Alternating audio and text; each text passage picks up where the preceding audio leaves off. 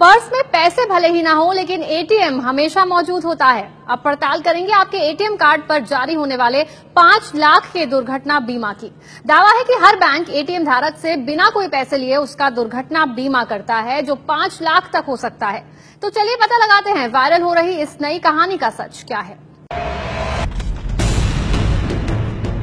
Online shopping करनी हो या फिर बाजार में कुछ खरीदना हो, जेब में अगर एटीएम कार्ड है तो हर काम आसान हो जाता है।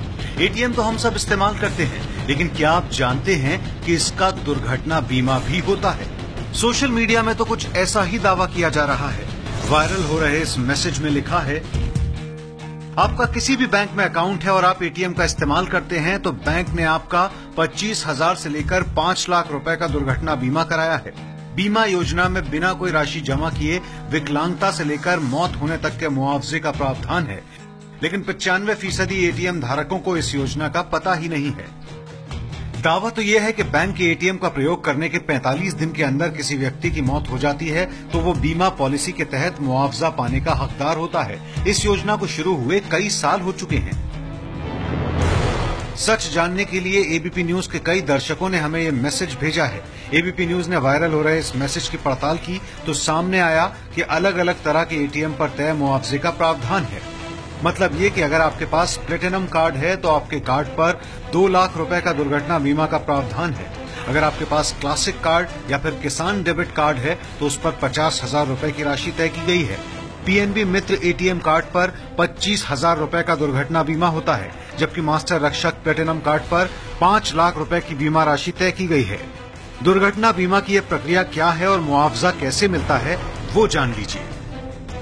स्कीम के मुताबिक अगर एटीएम धारक की दुर्घटना में मौत हो जाती है तो उसके परिवार के सदस्य को 2 महीने से 5 महीने के भीतर उस बैंक की ब्रांच में जाना होगा जहां उस शख्स का खाता था और वहां मुआवजे के लिए एक एप्लीकेशन देनी होगी।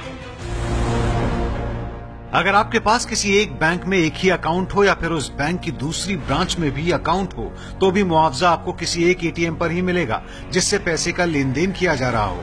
मुआवजा देने से पहले बैंक ये देखेंगे कि मौत से पहले पिछले 45 दिन के भीतर उस एटीएम से किसी तरह का वित्तीय लेन देन हुआ था या नहीं।